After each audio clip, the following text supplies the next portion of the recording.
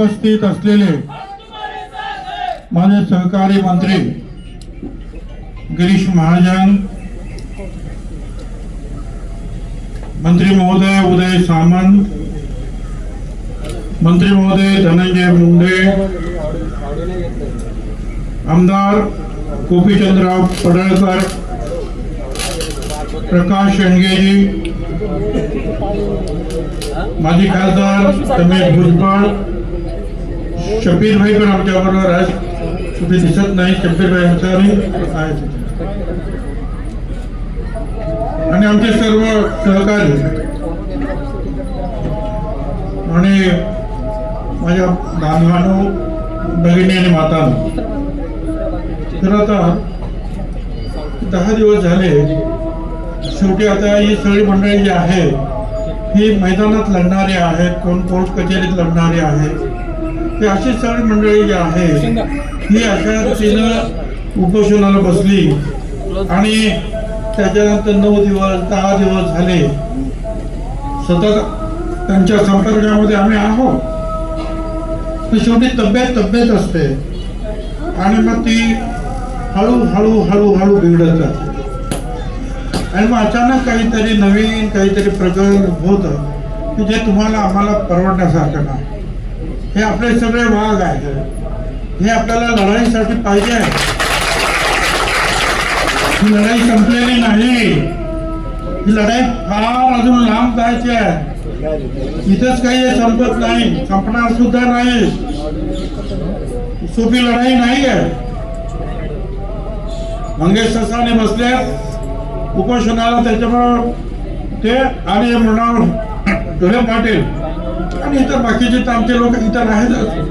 वेगवेगळ्या प्रकारे जे आहे ते चुकीचं घडत असेल त्या वेळेला कोर्टामध्ये उभे राहतात, त्यांनाही धमक्या येतात, मारण्याच्या धमक्या येतात. आम्ही पोलिसांना सांगतो एखादा पोलीस तरी द्या त्यांच्यावर.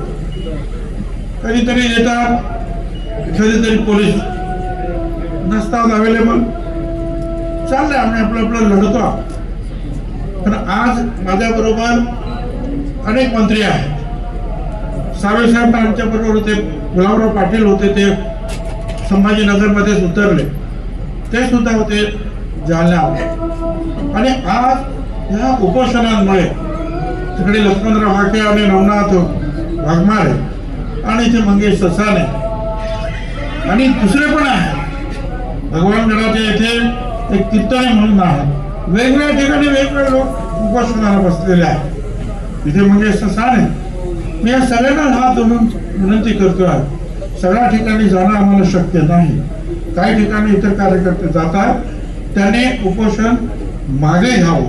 आपण उपोषण हा एक आंदोलन सोडलेलं नाही, थांबवलेलं नाही, हे केवळ मंगेशी आपण स्थगित करणार आहोत.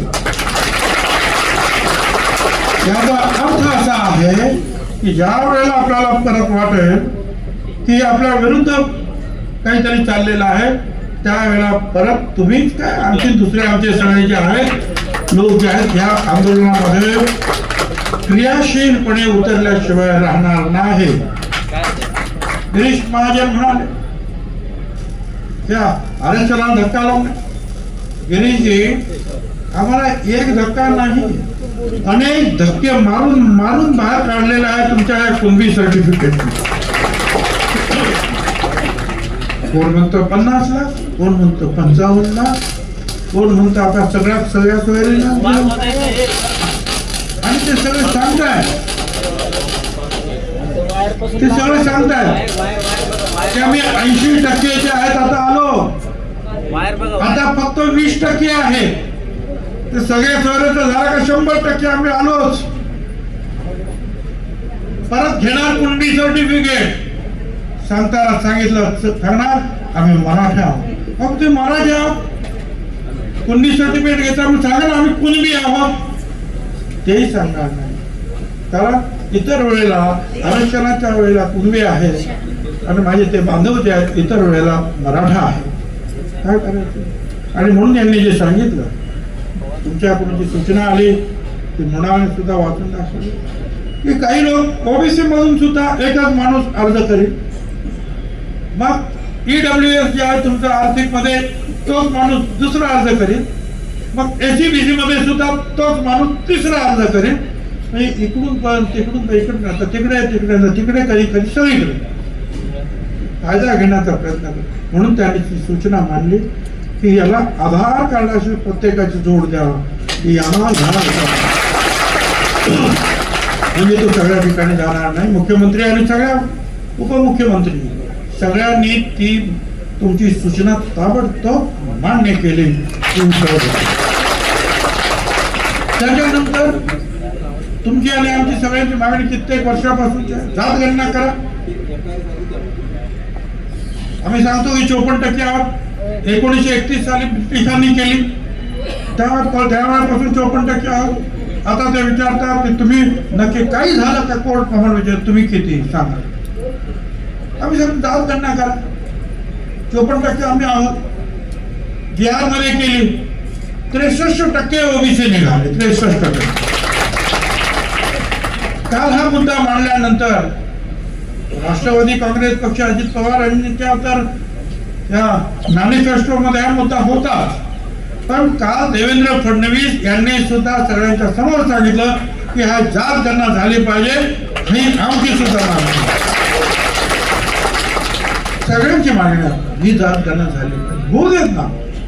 आम्ही 50% आहोत, 60% आहेत का नाही,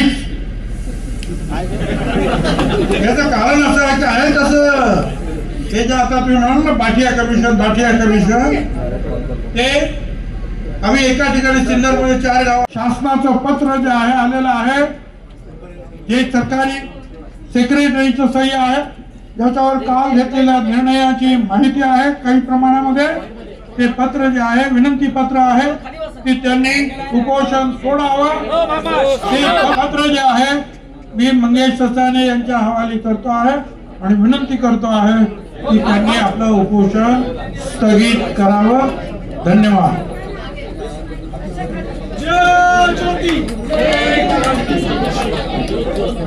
एकच पर्व ओबीसी एकच पर्व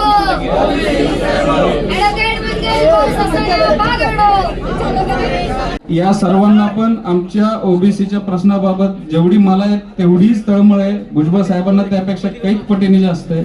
त्यामुळं नक्कीच याबाबत मला आपणा सर्वांना विचारायचं आहे की आपण तात्पुरतं उपोषण स्थगित करावं का, कारण की सरकारला पण या सगळ्या गोष्टींसाठी थोडा वेळ लागतो आणि आपल्याला एवढे मोठे हे असल्यामुळं काय तुमच्या सर्वांचं म्हणणं आहे. धन्यवाद.